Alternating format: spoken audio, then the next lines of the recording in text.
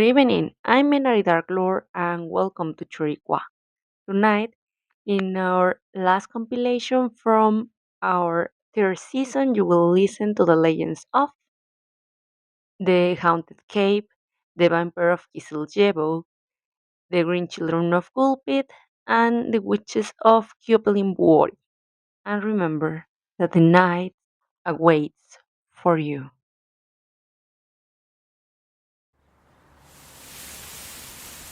Here in Coatepec, in addition to the immerse well and recognition that coffee brings to our state, so do ancient traditions such as the belief in the days of pre-Hispanic Mexico.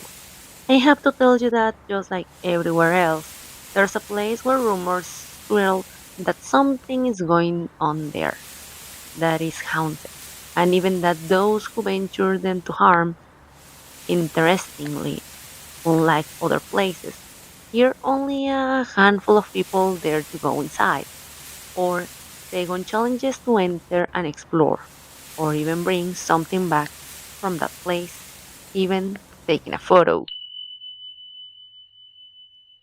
We had a cave that we call the Haunted Cave, but some others call it the Devil's Cave, although to be honest, the first name suits it better. Although there are stories of people who entered the cave for a dare or out of simple curiosity.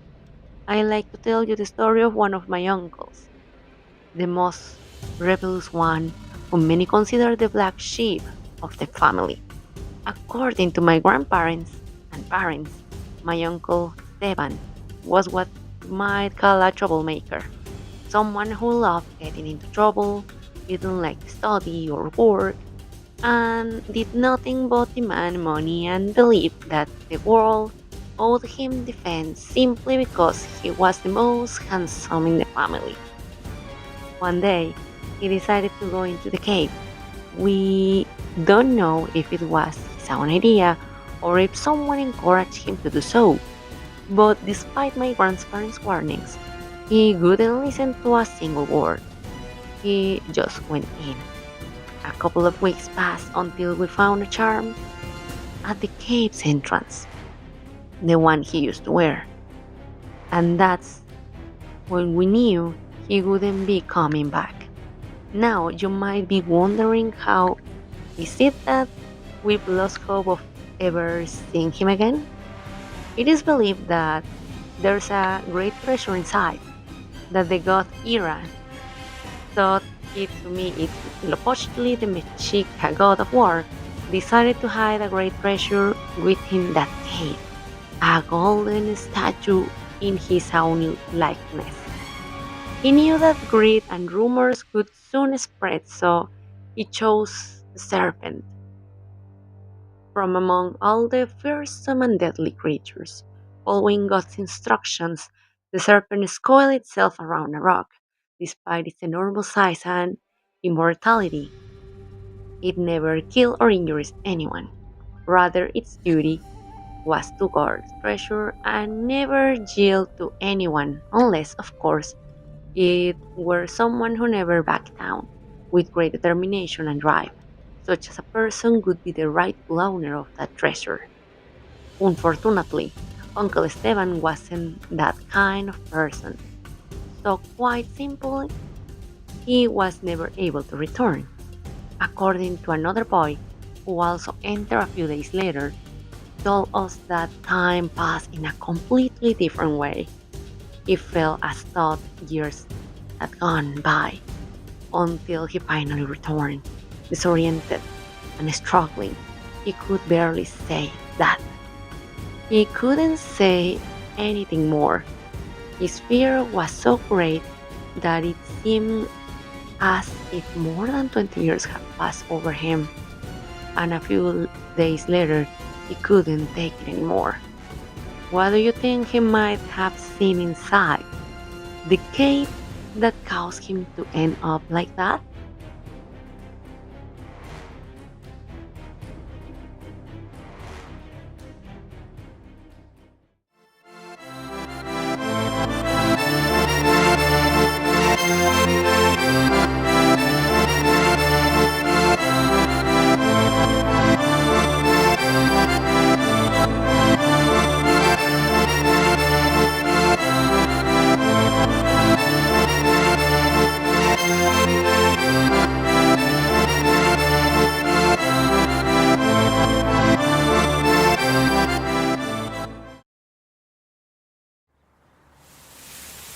Have you ever wondered how many things happen for no apparent reason in this world? Well, let me tell you that what has struck me the most during my time as a civil servant. My name is Ernst from Law, and I'm going to share with you what I saw in Kisiljevo. As stipulated, I had to go there to take notes and prepare the corresponding reports on any situation of public interest. And this was one. The case involved a man, Peter Plogvig, who, as I already described in my report, passed away. His wife said he returned home and asked her for his fancy. She gave them to him, and she decided to move to another place for her safety. Other people, mostly neighbors, claimed to see him in their dreams, trying to strangle them, and they ended up dead.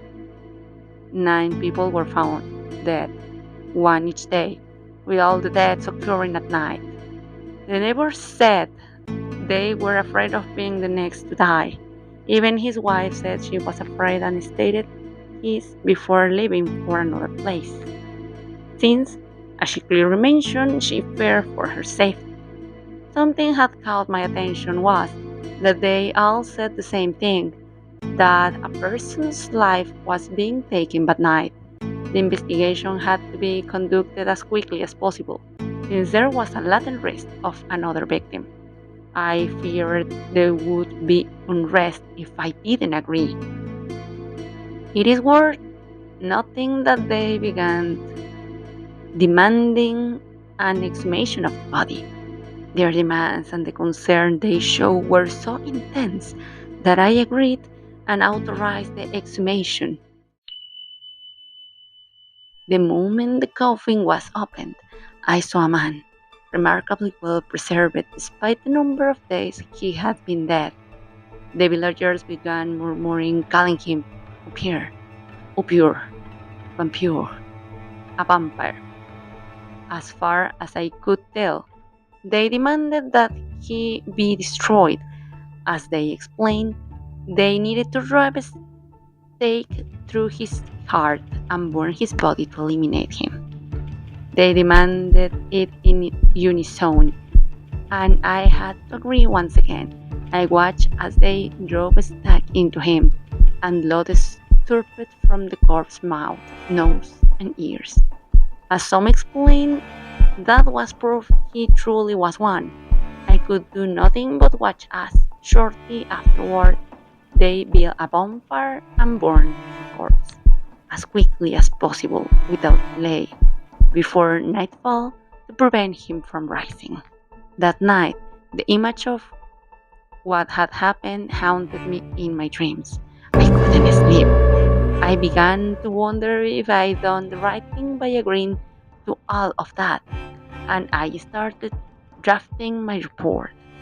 I waited until the next day, and there were no more victims. I waited a few more days, and the same was true. At last, the threat had been eradicated. I don't know what I saw.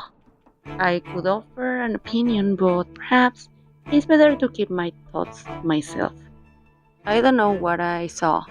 I could offer an opinion, but perhaps it's best to keep my thoughts to myself, since what these people have done through is so far removed from my own experiences, yet here we are, at a middle ground, where we both had to go through the same thing. All I hope is that this won't have any repercussions for me. I'm worried about the decisions I made, I'm worried about my position. But now that I see that peace has returned to Kisilova, I can say that I'm at peace with the decisions I made. I achieved what was required. Now I fear the image, what I saw, the image of that man with the stake driven through him and how they burned him will haunt me for the rest of my life. And of course, I hope that a case like this never happens again, or at least not while I'm alive, so that I don't become yet another victim.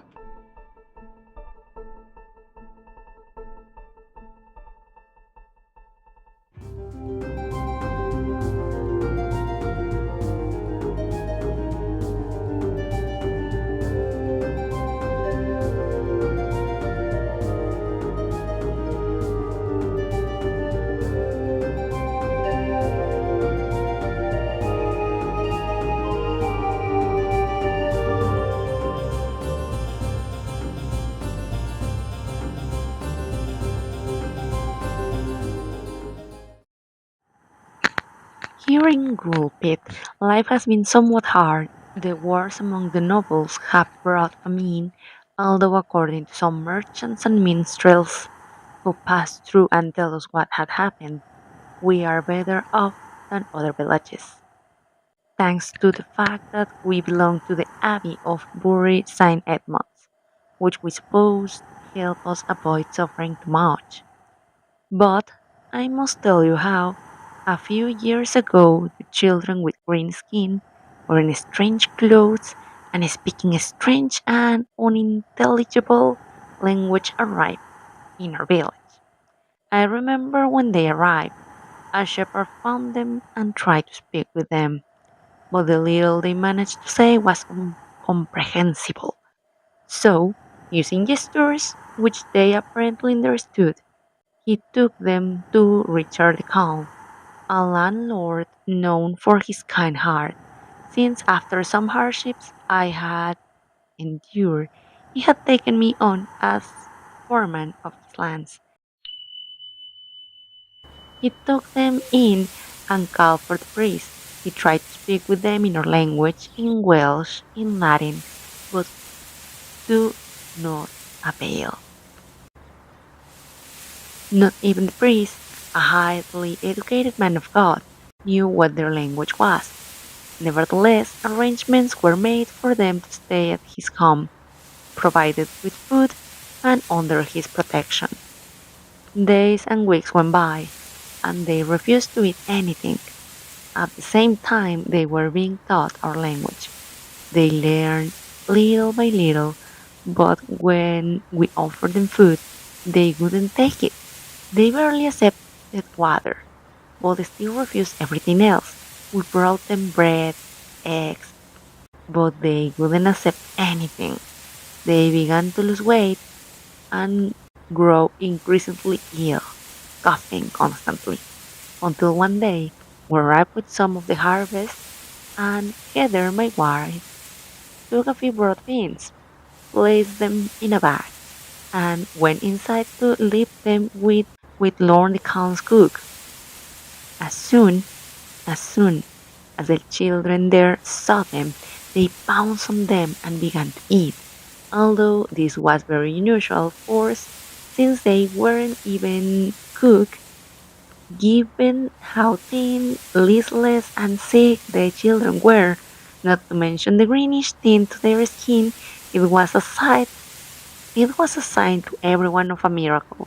We burst into laughter, and Lord the Calm told us, God wants these children to live. They went on like this for several weeks, accepting only broad beans as food. The children continued to learn our language until they could speak well enough to tell us about where they came from. According to what they told us, they said the following. We come from San Martin, a very green land with sky like sunset. We always out in fields tending cows. We heard strange sound. We enter a cave. We walked and we heard bells and arrive here. After asking them a few questions, their answers were always the same. The children described the land but never said where it was. Little by little, they began to accept other foods. They started eating bread and milk along the beings, and later they began to eat meat and other vegetables until they were finally eating everything we offered them. Gradually, the green color disappeared from their skin. Months later, the children agreed to be baptized, and a few days later, the boy fell ill and died. His sister, still frail, was deeply saddened.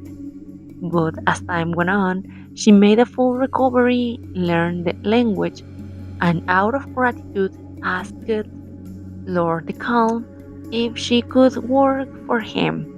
He agreed and made her a servant in his household.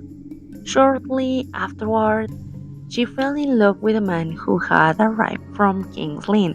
She married him and left this place, which she considered her second home, second only to the land of Saint Martin. Sometimes I wonder, why did she never speak of this land again? Could it be a place underground?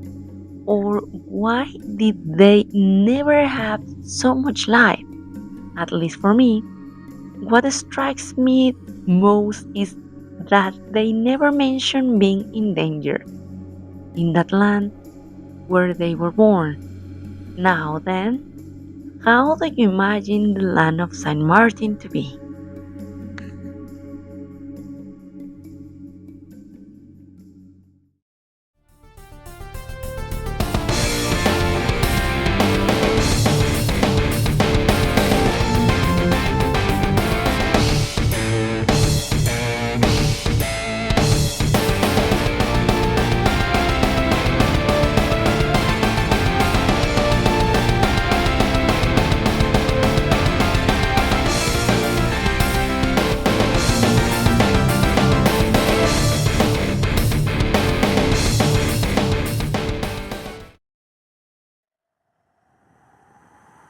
My name is Karina Punasomalainen. I'm about to get married, and honest, I'm absolutely thrilled that my last name is about to change. I have to tell you about the hardships I've gone through, all because I'm the witch daughter. A long time ago, back in 1631, when my older siblings were still young, my family moved to Vasa. We used to live in Rupesi. According to my parents, farming no longer provided enough, so they decided that moving was his option, and the land in Vasa was better. My father, Simo, was deeply devoted to farming, and my mother, Marquetta, besides being very skilled at work in the land, was a healer. From a young age, she taught me to heal using the gifts of the earth. She used plants, roots, and other natural remedies to treat ailments. And because of her extensive knowledge in this area, many people sought her out. Her fame grew to such an extent that there were always people who would pay my mother to ease their ailments. Thought there were also plenty of people who took offense at everything. Some began to say that she was also a witch and that through her magic we were able to improve our lives. My mother, too, played along, confirming that she was one, as she explained, so that people would respect us and not harm us, which of course was completely counterproductive. One day, my father's cousin, Pekka, came to collect a debt. Apparently, before we moved from Ropesi, my mother had borrowed money from him so we could live without having a part with the few belongings we had to work fields. Uncle Pekka didn't need the money at that time. He was a merchant and knew about the financial difficulties we were facing, so he never said anything. In fact, according to my father, he even said it wasn't necessary to pay him back. But when he found himself in a tight spot after losing his merchandise in a landslide, and upon hearing that my mother, as a healer, was doing wonderfully, that's when it occurred to him to demand repayment of the debt. I don't know if we could have afforded to pay him or not, but when my mom refused and said that we were doing well, but that it was impossible to pay him everything, that's what made my uncle get angry and, after hitting her, issue this warning, since according to him, it was the only way to protect himself from their curses.